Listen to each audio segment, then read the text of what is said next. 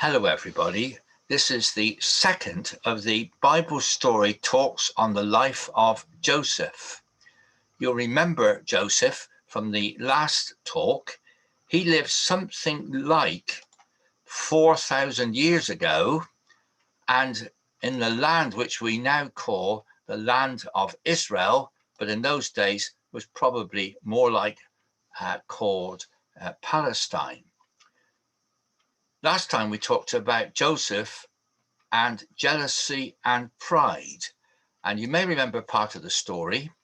You remember that Joseph was part of a big family. There were 12 brothers altogether, including Joseph and his father Jacob. Joseph was the favorite of Jacob, but he also did things that his other brothers didn't like. Sometimes when they were doing things that perhaps they shouldn't have been doing, Joseph would go and tell tales to his father Jacob. And of course, because of that, they didn't like him one little bit.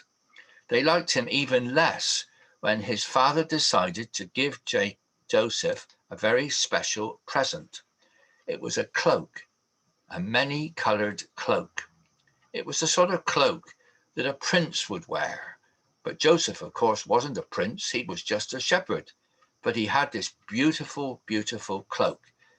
And he was very proud of it. He strutted around showing it off, and his brothers were very jealous that none of them were given a cloak like that. Only Joseph had one. They didn't like Joseph either because he had dreams. He had two dreams. One dream was that they were in the harvest field and they had sheaves of corn, and his was the biggest sheaf, and all the other sheaves sort of bowed down to the main sheaf. And Joseph said, one day, you're going to all bow down to me. And because of that, they were even more antagonistic to Joseph. They didn't like him one little bit. They hated him because of his dreams. They were jealous of him because of the cloak that he had. Well, as we come to the second part of the story, our theme today is guilt and lies, being guilty and telling lies. This man doesn't look very happy, does he?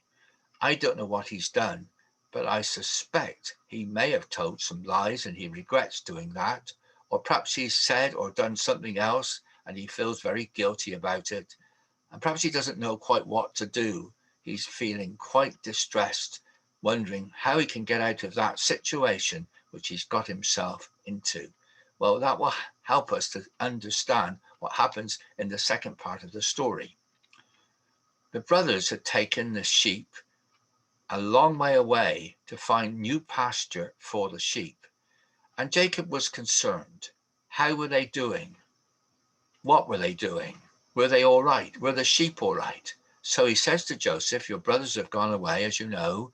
They've gone a long way. They've gone to a place called Shechem, as far as I know. Will you go and see how they're doing? And then come back and tell me how they are. So Joseph said, of course I will. And he set out. It wasn't going to be easy. It was very dangerous traveling in those days. There was always wild animals. There was certainly a possibility of bandits. It wasn't easy to find even the right way. But Joseph must have persevered, and eventually he got to Shechem. We think he probably traveled something like 50 miles from Hebron, where his father was with the tents, as far as Shechem, where he thought his brothers would be with the sheep. But when he got to Shechem, he couldn't find them anywhere. And he was wandering around, and somebody said, are you looking for something? And he said, yes, I'm looking for my brothers and the flocks of sheep. They don't seem to be anywhere around here. They're supposed to be here. Oh, he said, they've gone up north. They've gone further on. They're at a place called Dothan.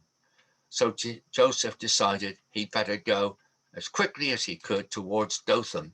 And you'll see that was probably another 20 miles as he went further north.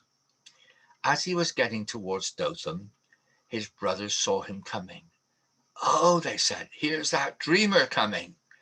You remember how much they hated him because of his dreams. And they thought to themselves, Let's get rid of him. We're in the middle of nowhere. Nobody will know what we do. Let's kill him and throw his body into that pit over there. And that will be the end of Joseph, and we'll never, ever see him again. They plotted to kill him. You can just see Joseph in the distance making his way towards the brothers. But Reuben was the oldest. He was supposed to be in charge of all the others, and he said, "We can't kill our only brother. That would be wrong. We mustn't do that. He's part of our family. I know what we'll do. We'll just get him, and we'll tie him up, and we'll throw him into that pit." And Reuben was thinking, though he didn't say it, and when the others aren't looking, when they're perhaps gone off looking after the sheep, I'll get him out, and I'll make sure he gets back to our father Jacob. Well, Joseph did come. Reuben had the plan, as I've suggested, and they took hold of Joseph, took off his cloak, tied him up, and pushed him into the pit. It was a horrible experience for Joseph. He couldn't move hardly, and he couldn't get out. The sides of the pit were too steep. Fortunately, there was no water in the pit. There was no food for him there, of course. And how was he going to sleep when it got to night?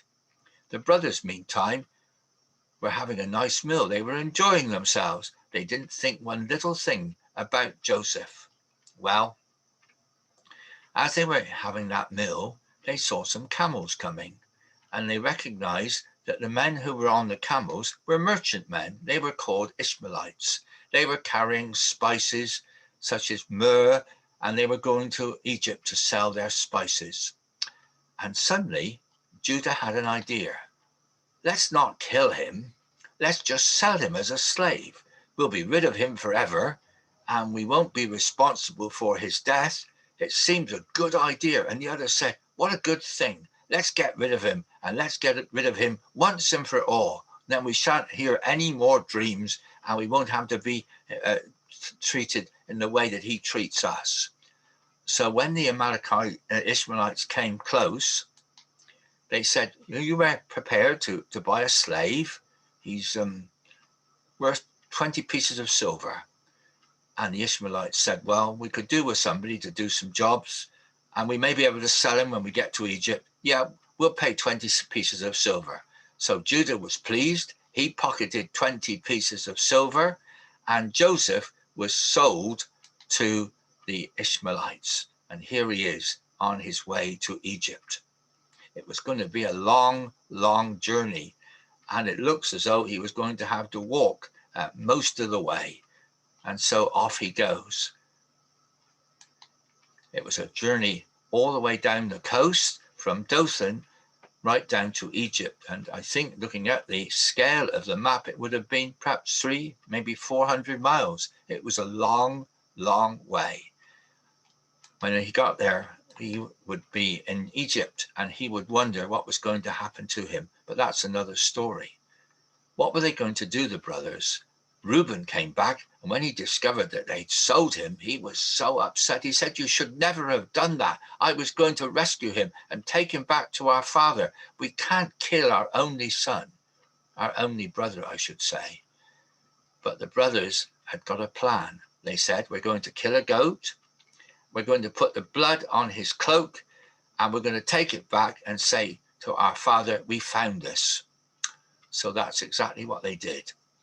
They took the cloak with the blood on it, and he got back eventually, and they showed it to Jacob, and they said, we don't know what's happened to our brother Joseph, but when we were on the way home, we found this cloak.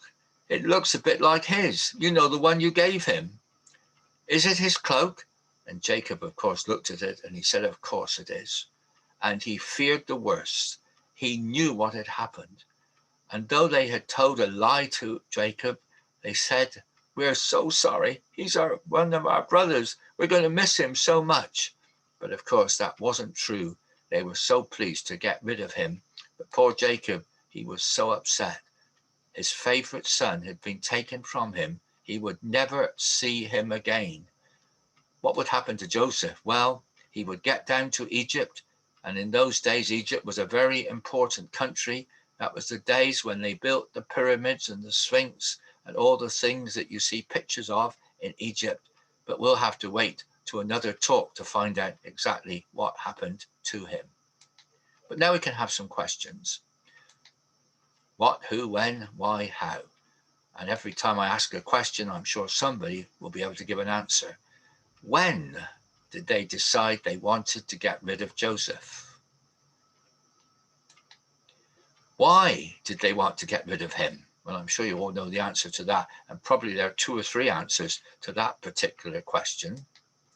What did the brothers do to get rid of Joseph? And I'm sure you know the answer to that. How did they plan to explain to Jacob what they had done? And who did the brothers lie to? How sad it was that the sons all told lies to their father about their brother. What can we learn for ourselves? Well, I'm sure that all of us at one stage or another have got ourselves into trouble, and we've probably told lies about it. Lies never really get us out of trouble. Sometimes they get us into even more trouble. And even if we have told lies, sometimes we know we've done wrong, we've said wrong or done wrong, and we've got a guilty feeling about it. Those brothers weren't very guilty at that time. They didn't feel guilty, but they certainly did later on in the story. And they certainly, I think, regretted that they had told lies to their father Jacob. But we'll have to find that out later on in the story. 2 things to think about, 2 statements that perhaps are worthy of giving special consideration. Nothing good will come out with lying. When we tell something that's not true, nothing good will ever come out of that. And the Bible makes a very special statement. It says this: be sure your sin will find you out. And I think what it's saying is this: even though you think you may have got away with something and nobody really knows about it, sooner or later somebody will find out about that, and then you will be in big trouble. So as we come to the end of the second part of the story, just think about those things, think about the questions, and think about what lesson you can apply to yourselves from the story so far of Jacob and Joseph.